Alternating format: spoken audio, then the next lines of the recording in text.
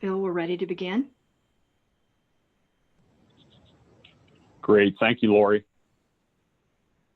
Good morning, everyone.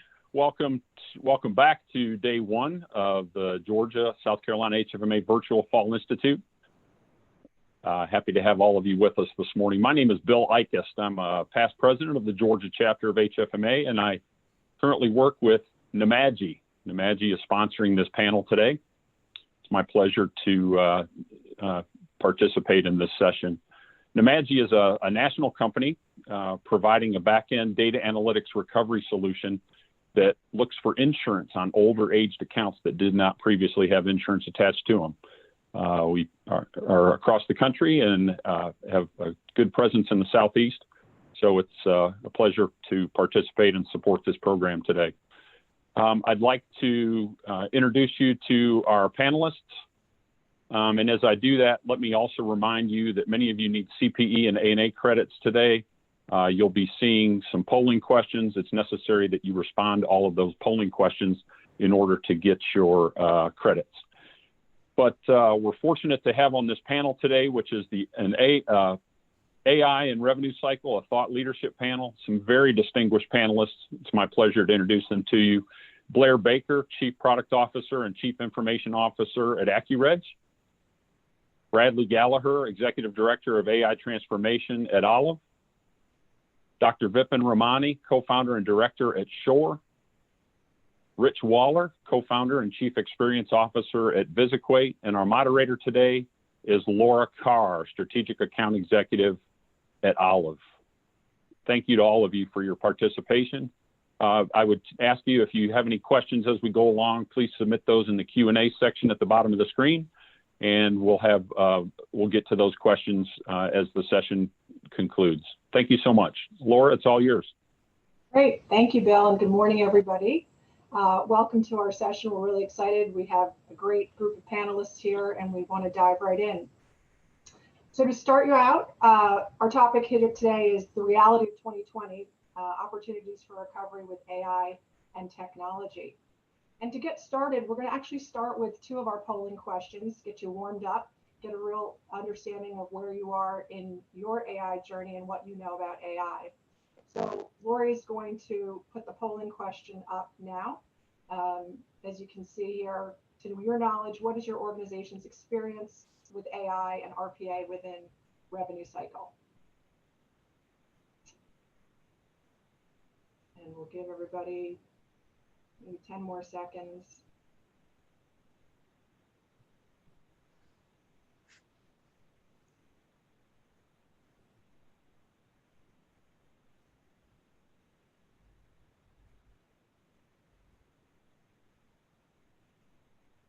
Last 5 seconds, get your answers in.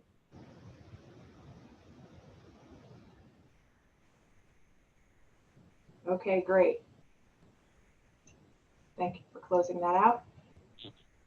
So panelists, just wanted to share this with you as well, so we have an idea of who the audience is and where everybody is in their journey. So as you can see, most everybody is at least in the exploration phase. Some are about to launch, and looks like there's about 50% of who was polled already has an AI and RPA solution at their organization. That's great to know. So thank you, everybody. And we'll move to the second question. And Lori, if you want to get that one started.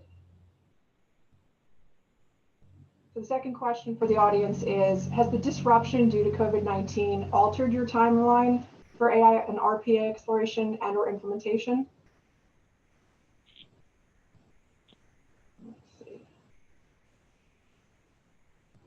Here we go.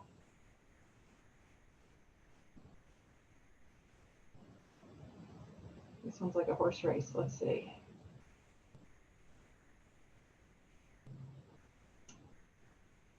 Give another 15 seconds.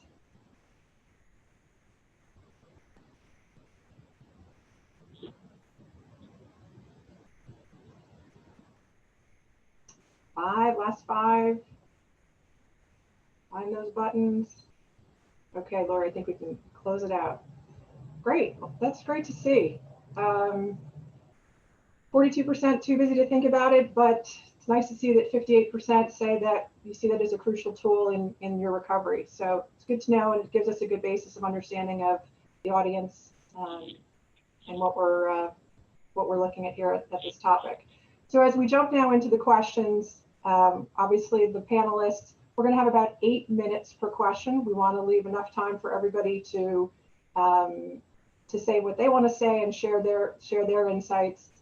We may run longer on some versus others, but the idea is that we get through all of our questions and then still have some time at the end for the audience to ask their questions through the chat. So diving into our first question to my panelists sitting here with me in our virtual room.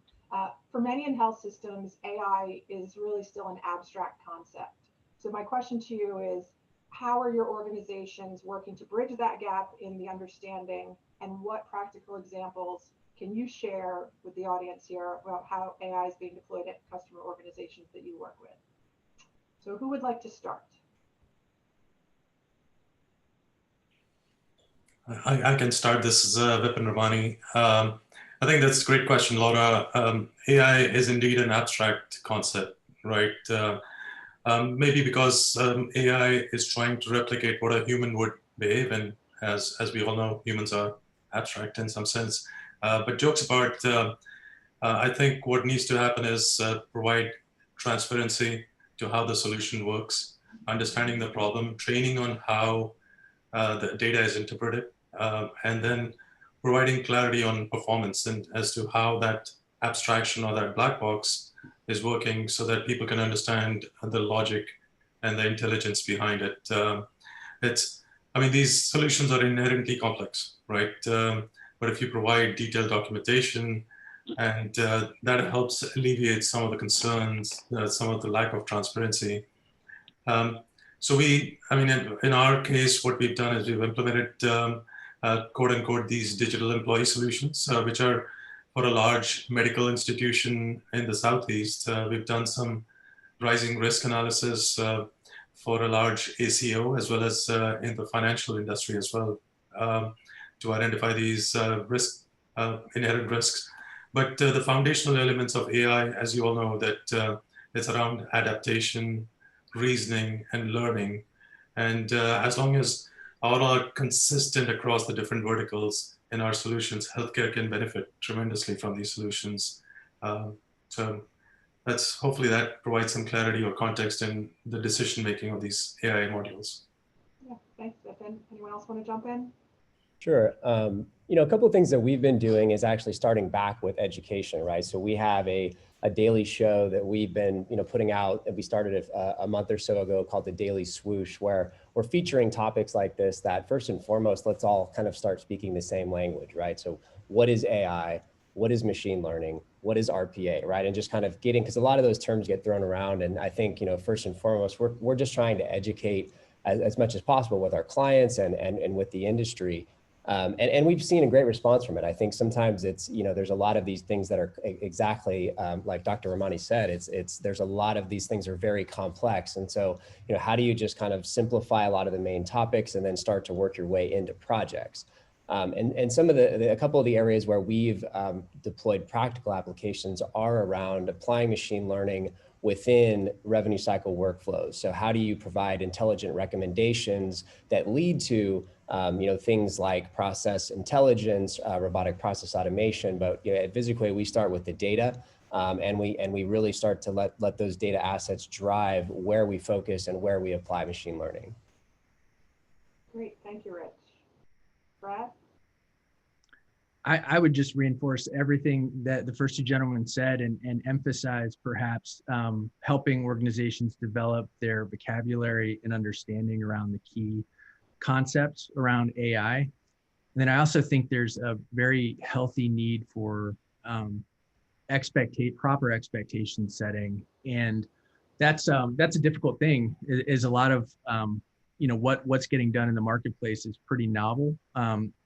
So one of the ways that I think we work to connect our organizations with a little bit of the art of the possible, but also kind of help them stay grounded is talking about other examples of AI in their daily lives, and not just kind of flashing the Netflix and Google algorithms is art of the possible stuff, but breaking down how those technologies are leveraging AI to do things very seamlessly and very cleanly.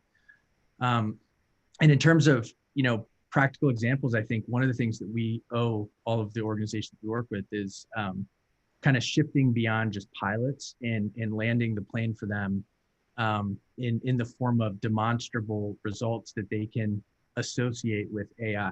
And there's a bunch of examples I think we all have. One of the ones that's topical for today's discussion that we've deployed recently was COVID testing. It was a very clear line around the block situation for a major metro area. And after deploying AI in the pre-reg space and testing processes in general, the line evaporated. And being able to tie the lack of a line to AI was a nice way to anchor on the success and create a win for our organizations we work with.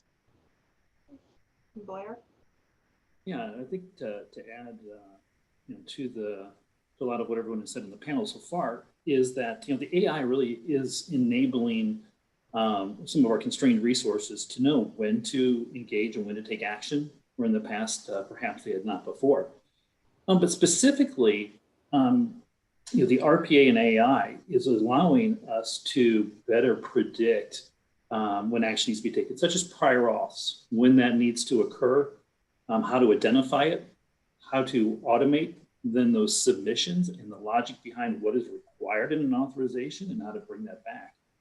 And also and we can talk more about this later, but as hospitals are now having to engage with patients differently, especially digitally, how to take that information from the patient, to be able to break that down, apply the intelligence, and then to apply that within the HIS and EHR appropriately. And so, it's not only adding the intelligence into workflow, but then it's taking the necessary action in lieu of what a human may have had to do in the past. Yeah, great, thanks. Does anyone have anything else to add? Laura, I just saw a question on the panel, on the chat session from Alan. So if I can briefly answer that. Sure. We've done some research, written some research papers on COVID sort of prediction about propagation of COVID-19 cases.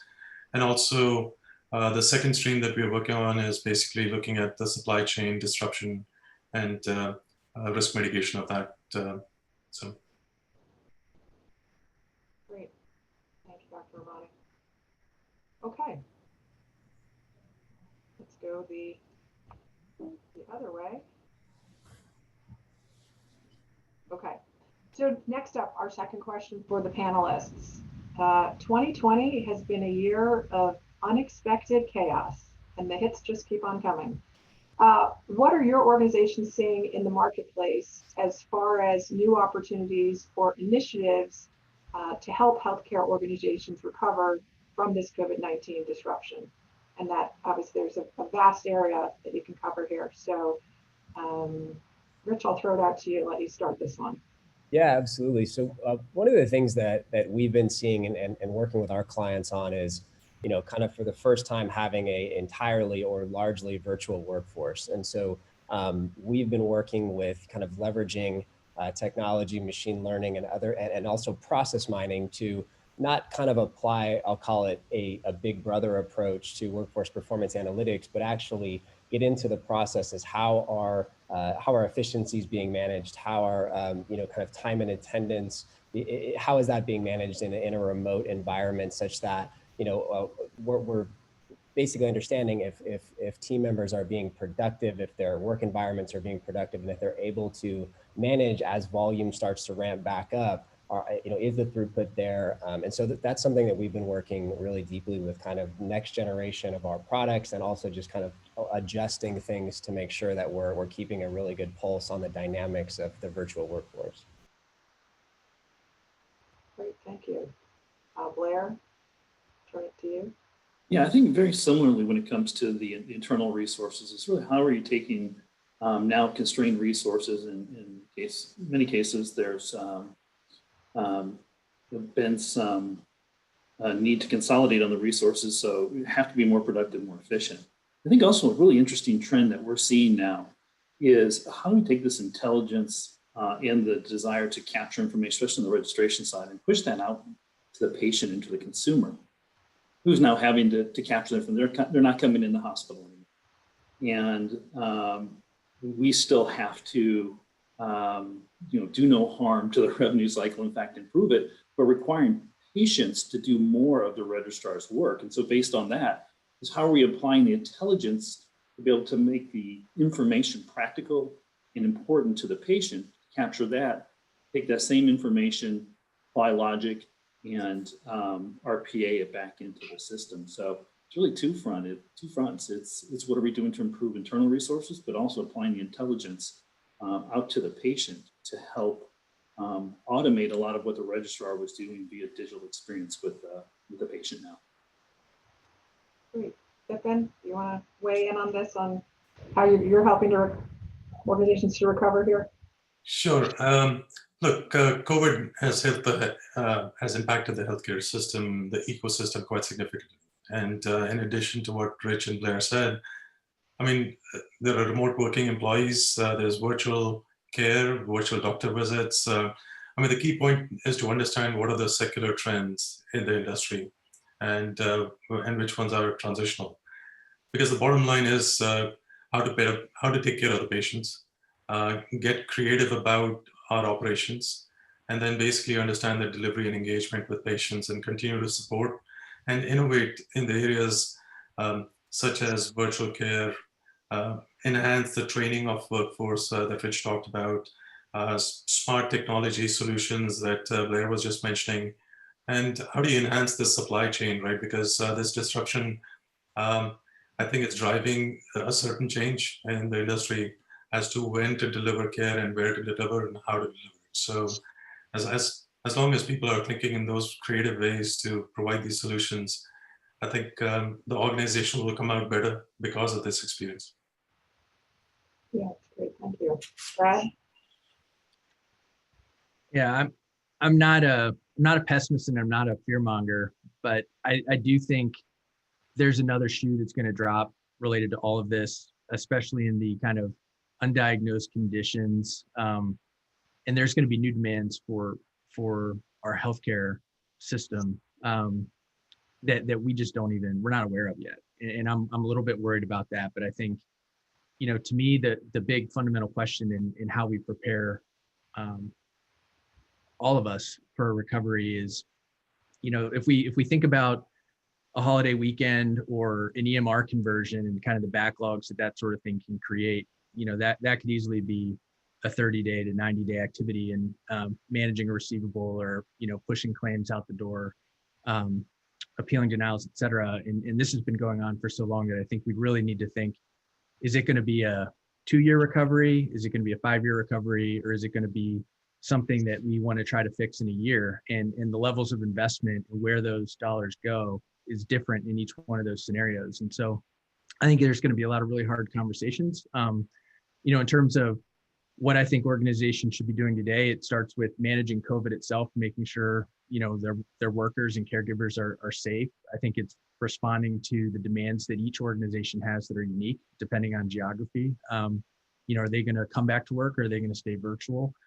And then I think it's very tactical planning, just like you would do for an Epic implementation or Workday implementation. And rather than have a big technology system to plan around, it's going to be, how do we get out of the situation we're in right now and make sure our patients and their communities and their caregivers are in a healthy position when doing so.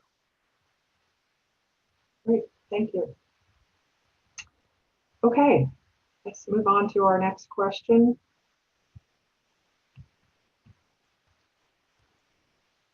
Get the slide to advance. All right, question number 3 for the panelists.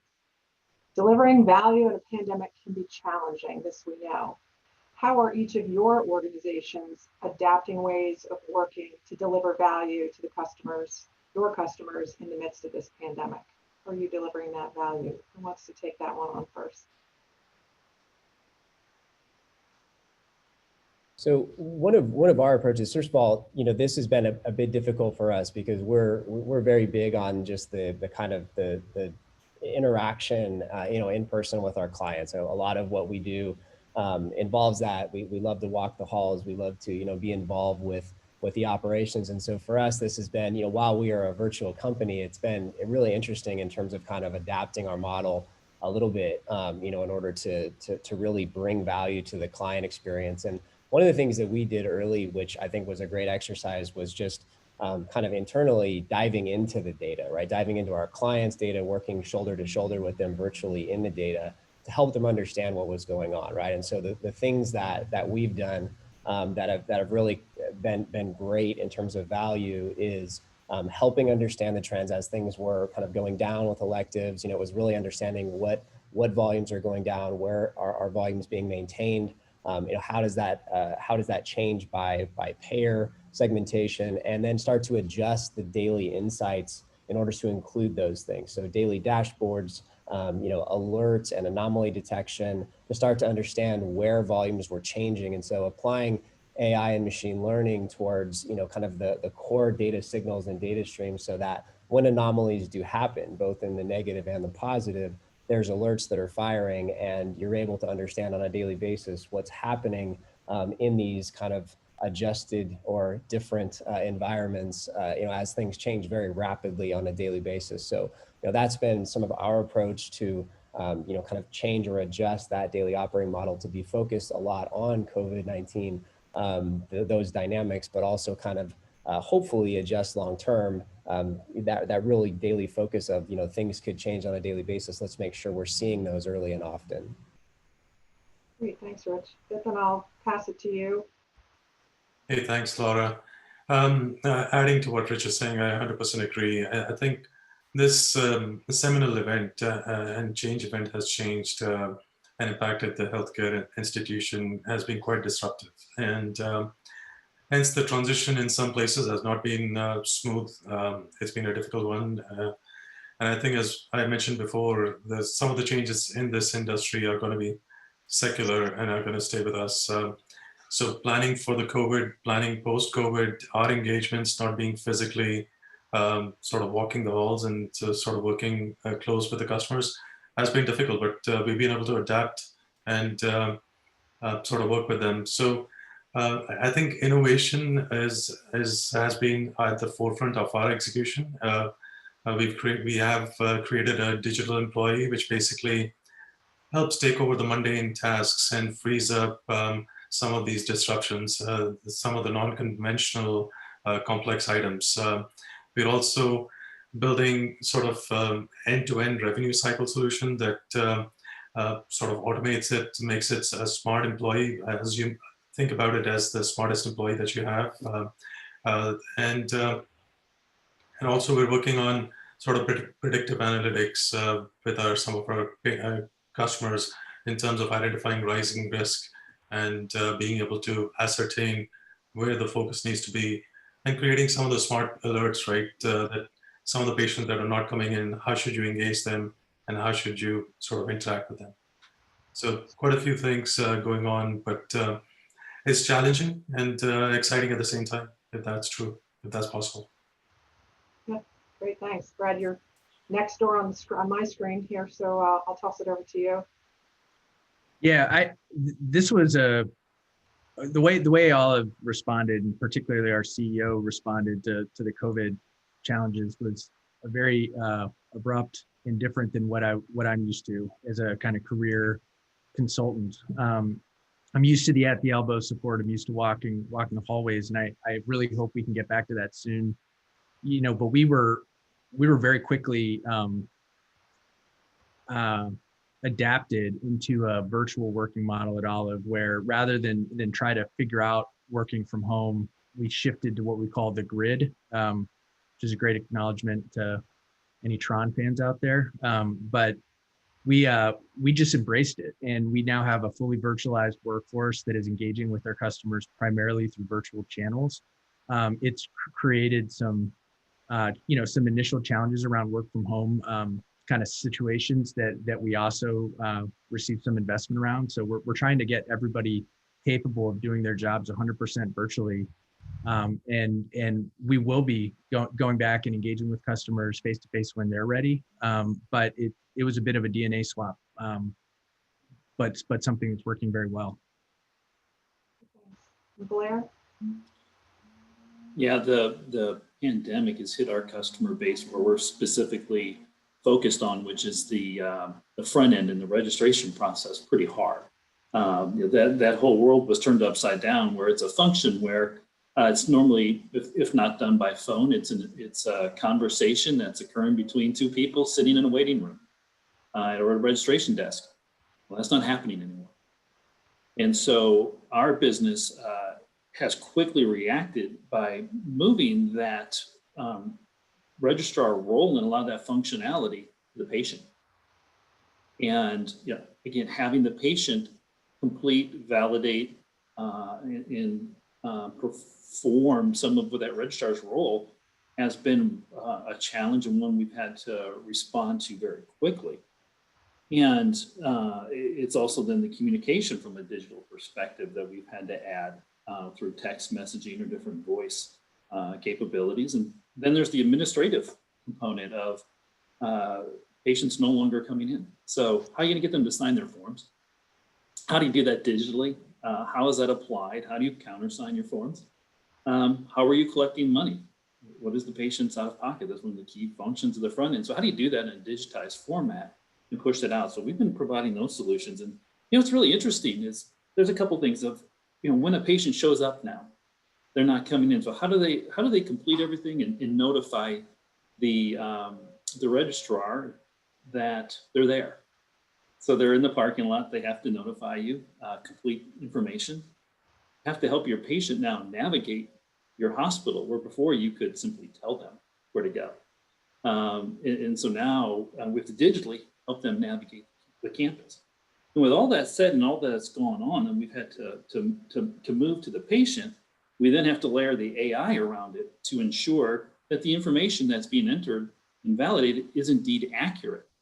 And when it's not, how to then a mechanism to engage with that patient either digitally or by phone to correct those errors or to complete missing information. So for us, it's been very challenging along with our customers, is really that new digital engagement that was coming, but this really forced it. But then really to make sure that quality of the data and the completeness of the data through intelligence is applied. And so that's really been our challenge to work with our customers and to solve. Thanks. So, one comment that I will make is, we talk about delivering value to the customers. Rich, you started with saying the, walking the halls. We all miss walking the halls and sitting in conference rooms together and just being together. But I would say that, the health systems that are out there, the IT leaders and those that have pulled together, I would say it happened so quickly, really without a hitch. It's amazing how we transitioned from March 17th to what we know, even a week later, and being able to work together as vendors and health systems. And I think it's just been amazing the way that everyone's been so resilient and has been able to step up and make these Zoom meetings work and really drive value together as partners, because that's really what we try to do together as organizations. So really kudos to those that made it all happen, because I don't think if we had planned this, we would have been able to execute it the way that we have. So congratulations to everyone on that. Okay, we'll move to our next question. Change is good, according to some. I'm sure if we did a poll right now, some of you love change, others of you run from it, but it is the reality. So my question to the panelists is, what techniques are your organizations using for change management to ensure successful deployment of the AI solutions, RPA solutions at your health systems? It's something that comes up all the time for us at our organization, talking about change management. So just love to hear what you're doing and what's being asked of you from your customers. So who would like to kick us off here? I don't mind. I don't mind kicking us off. I definitely think we're in the second wave of AI right now, and we've all seen those slides of fourth industrial revolution and lots of waves. I think that there's a very real thing that we all need to appreciate, which is kind of the industry, in my opinion, stubbed its toe back in 2014 and 2015 with the variety of scripting and automation platforms that are out there. And I think in exploring pilots and kind of passion projects in that first phase, when they weren't successful, we collectively lost some relationship capital with healthcare organizations, because what was communicated was that automation was simple and it was impactful. And I think now there's a lot of skeptics. So when it comes to revisiting the conversation, I think going back to just one of our first questions, so much needs to get shared in the form of ways to communicate. There needs to be good transparency, and we need to set everybody up for success, including, these innovative team members at healthcare organizations that are taking a lot of personal risk in revisiting some of these aspirational technologies. And I think we need to make sure that all of our approaches are delivering very practical, very recognizable value, and help those innovators that are taking risks on us be successful. And I think that's there's a whole variety of change management techniques that support kind of that concept, but appreciating that as folks move from the way things are today to an aspirational possibility, there's some risk there, and I think that leads to the best outcomes for both our customer organizations and in our own. Great, thanks. Rich? Yeah, expanding on that a little bit, I totally agree, and I think that some of the change management techniques that we've adopted, in addition to just kind of the standard focusing, of course, on education and just that being a fundamental underpinning of change management. The other is visibility into the roadmap, right? And so what we've done is kind of laid out project plans that not only create visibility of what's coming, what's the roadmap, where are we going, but create what we call go, no go checkpoints that actually de-risk the projects, right, on behalf of our clients. Because a lot of organizations are sitting back saying, either they've been burned or they had an early experience that wasn't ideal. And they look at this project and, maybe it's over the course of a number of months, or even in some cases, roadmaps span years.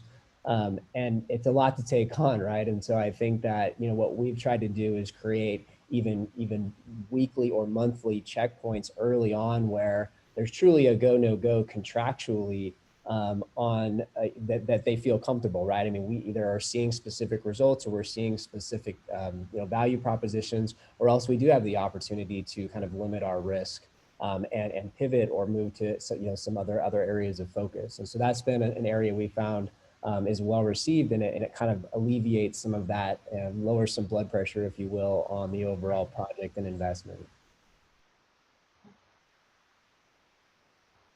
Yeah, well, just while there's kind of a pause there, I get really excited when you mentioned go, no go. I think that's a key part of the activity. And I think it acknowledges that in a lot of these very complex solutions, there's a last mile problem where you can get 99% of the way through a built solution and all of the investment can be burnt. But if you don't do things right in that last stage, your solution can entirely fall apart. And so having those checkpoints and de-risking, I think, is a critical part of all of these, of all of our solutions, I imagine, not to speak for others, but. Yeah, Brad and Rich, those are good points. And I think when we really start to focus on the methodologies and the process behind the automation, really begins to challenge the thinking and the need to be extremely specific in what needs to be accomplished in the automation. And that time it causes some fear too of, okay, I'm actually going to let a system change insurance, financial classes, post money. Am I really going to let them do that? And then under each step as we're going through it is, so what specifically do you want us to change here? And based off of that, we'll build the intelligence. And that's, for us, it's challenging a lot of our organizations because they may not know or may not have a well-developed training program that really gets that specific in what they're looking for. And so, what we're doing is certainly be very methodical and clear and specific about exactly what processes of automation and what logic we apply.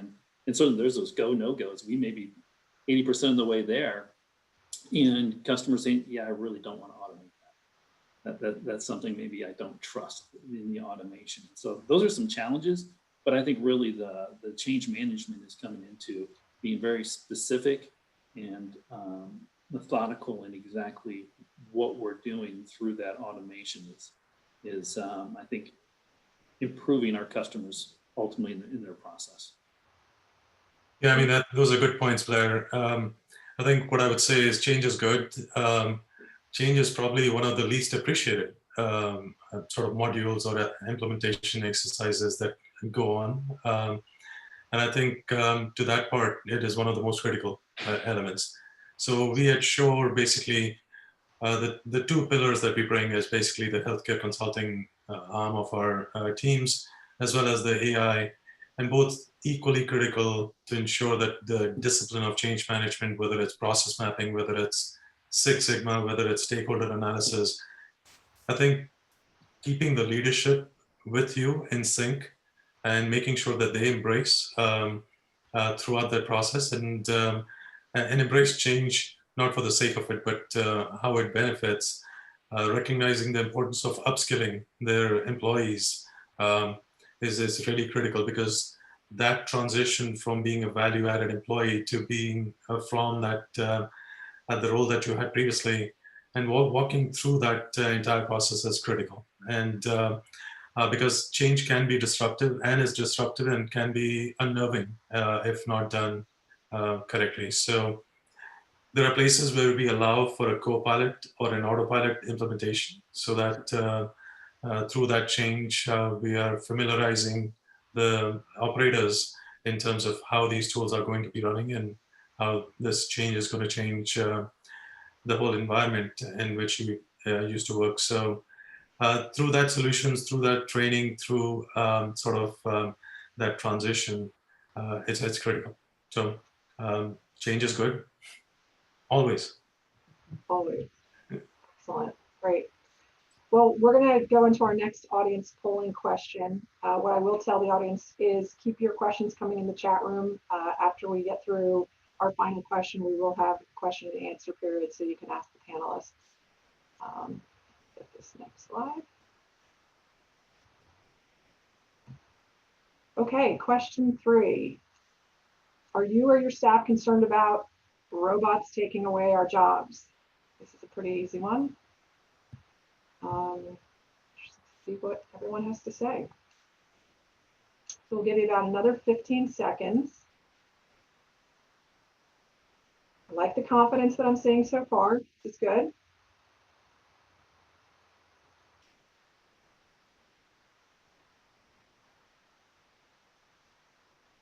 Give it about another 5 seconds. I think we have our answer. Great, Lori, I think you can end the poll. So there you have it. No, I think if you had asked this question maybe 2 years ago, I think we would have had a very different response than what we're seeing now. I think that AI technology, or we saw from the very beginning when we did the first question, that many of the participants here are actually they're either through the exploration phase or have already launched an AI and RPA solution. So there is that comfort level that has increased across. But again, I think even 18 months, 2 years ago, that these results would have been different. So we'll start the next question, which is to our audience. This is your last polling question for your credits. Whether you've already have a solution employed or not, can you think of new areas within your daily workflows in your departments, in your areas, where AI and RPA would make your jobs not only easier, but would help the organization reach its goals?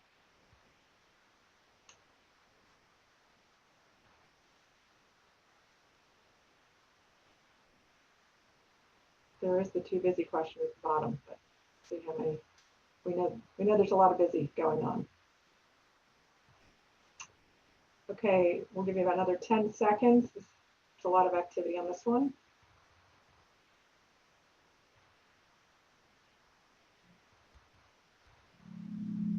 It looks like we have our answers. Lori, if you want to close that down. Great. So 53% yes, we already met as a team to investigate. This is great. This means people are moving in the right direction and the conversations are happening. No, but this discussion has sparked a light bulb. So I know that there are those of you that are out there that are thinking in your areas where you might be able to apply technology, despite some of the trepidation and some of the things that have been mentioned by our panelists with the change management and having that confidence to move forward. And then just a few of you that said you're too busy. So thank you for participating in the poll. We really appreciate that. And we will move to our last question for the panelists. And that is looking to the future. What's next? Who knows? As you look ahead in the next 12 to 24 months, what do you see that's going to change? What's going to return? And then probably add into that with what's going to return. Are you happy that it's going to return or not? And what will be redefined as reality? Because there is no such thing as a new normal. But I think most people don't like that term. But how is reality going to be redefined for healthcare revenue cycle? So, Vipin, I'll let you start this one. Yeah, I mean, thanks, Laura. It's a fantastic question. The challenge is what's going to come back or what's going to remain the same. I think the fundamental goal of providing better care for an institution to conduct smarter spending and ensuring sort of healthier people is not going to change. I mean, those are secular visions for any healthcare organization in trying to impart. I think what's going to change is how we deliver and how every dollar counts, and it's especially true in our space. And I think in the next 24 months, what's going to happen is all the institutions would have adopted elements of RPA, AI, and I think the top headlines would be that how has AI revolutionized or changed the revenue cycle management, and how has it made it quote unquote operational excellence as driven through their institutions. Because these cutting edge technologies, as they've matured and as they've become more ubiquitous, I think people and companies are starting to adopt, not because they're the shiny object, but more because they can have an impact. They can drive simplicity. They can improve accuracy, and then that end-to-end effectiveness and efficiency as it drives through the system, and then repurposing your employees for a better experience, for focusing on the more complex tasks, while the digital employees are focused on delivering that consistency and that accuracy. So I think those are some of the things that we are thinking at Shore as to how that would revolutionize, and sort of trying to execute towards that. Great. Thanks, Vipin. Blair, do you want to jump in here? Yeah, and this is kind of adjacent to automation a little bit, but really on the front end, it has so quickly moved to a limited touch experience with the patients. And it's really taken on a retail model. And something I'd like to share that I see is pretty darn innovative. We call it the Chick-fil-A model.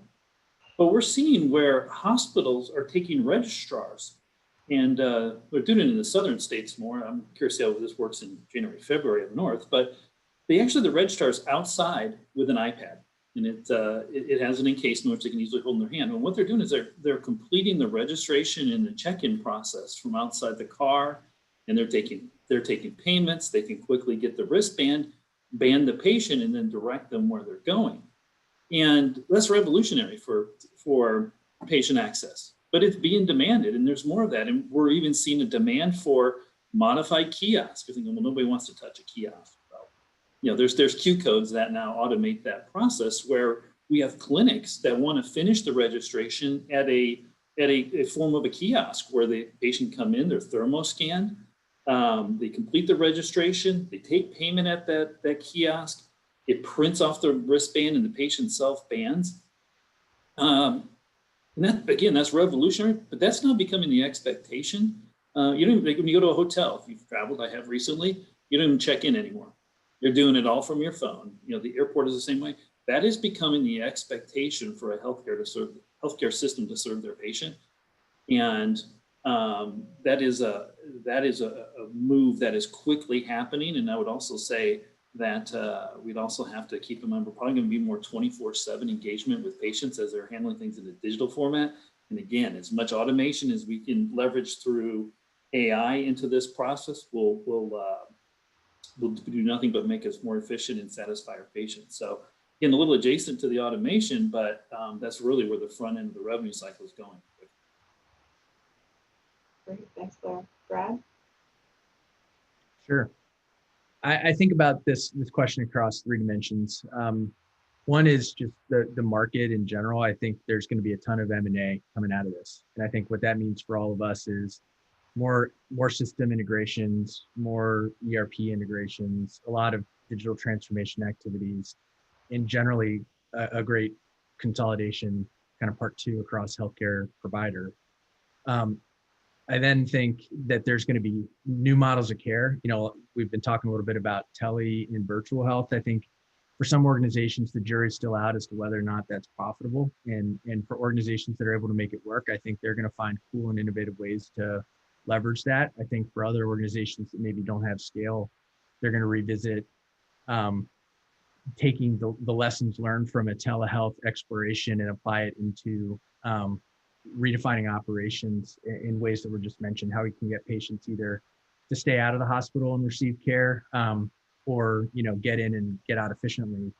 And then I think within RevCycle, I'm really interested to see just the resources for organizations that do go virtual and keep their employees at home.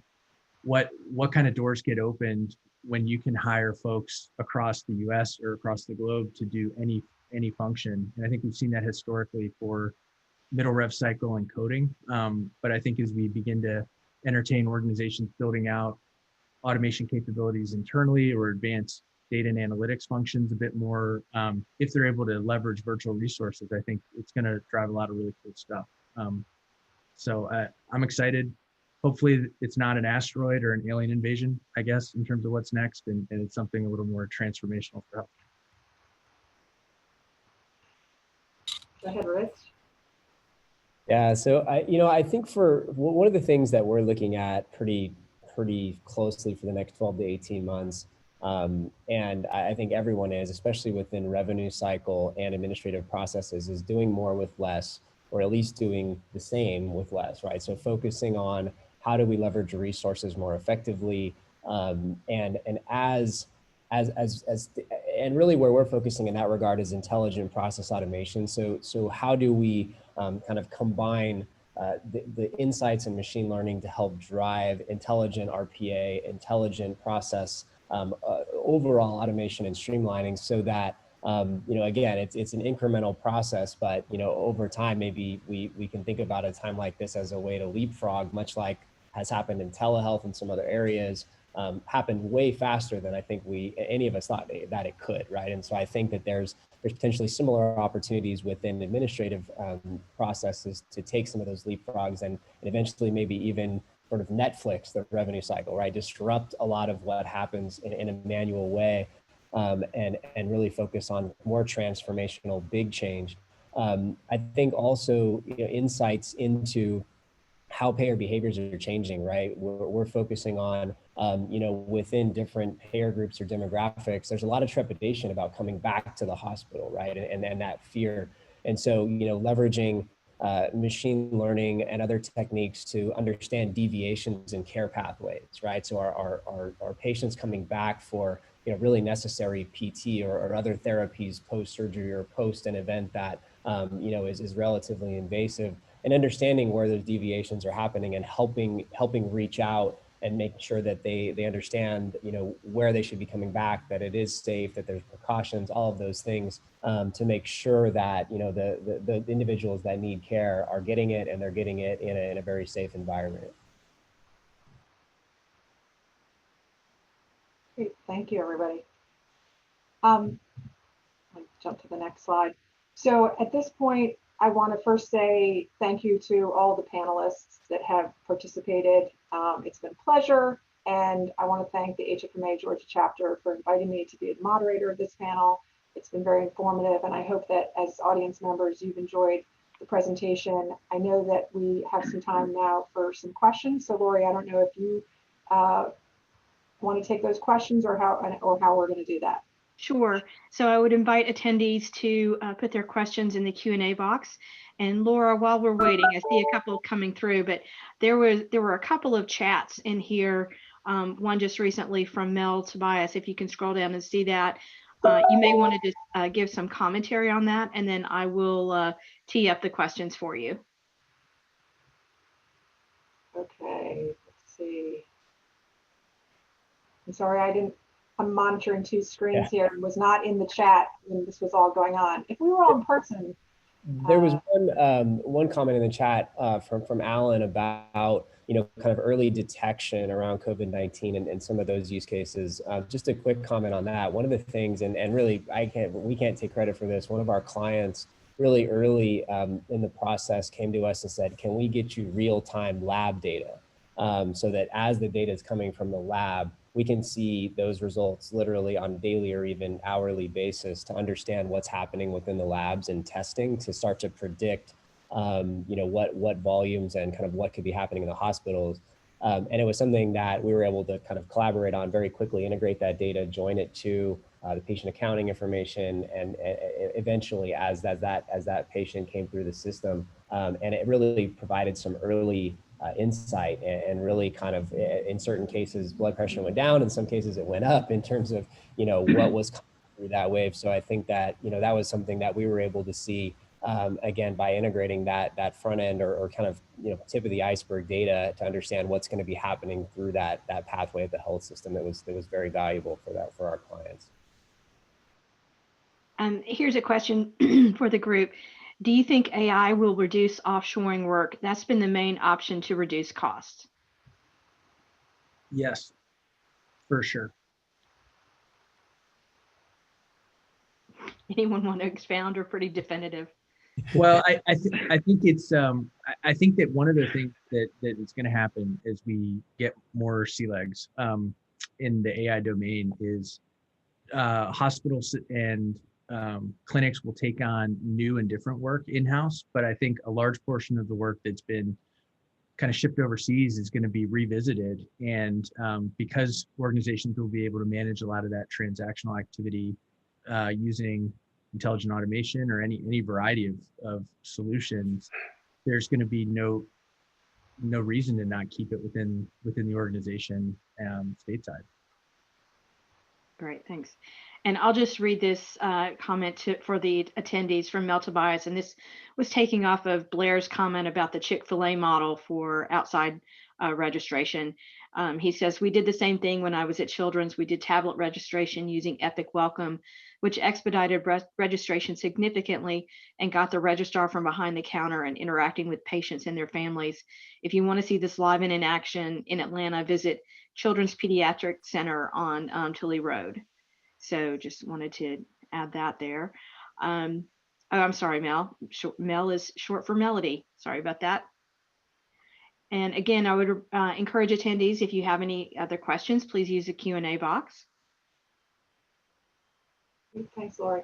Well, thank you all very much for participating. And again, thank you, Bill Ickes and Namaji, for sponsoring this panel. It's been very informative, and I hope you all enjoyed it.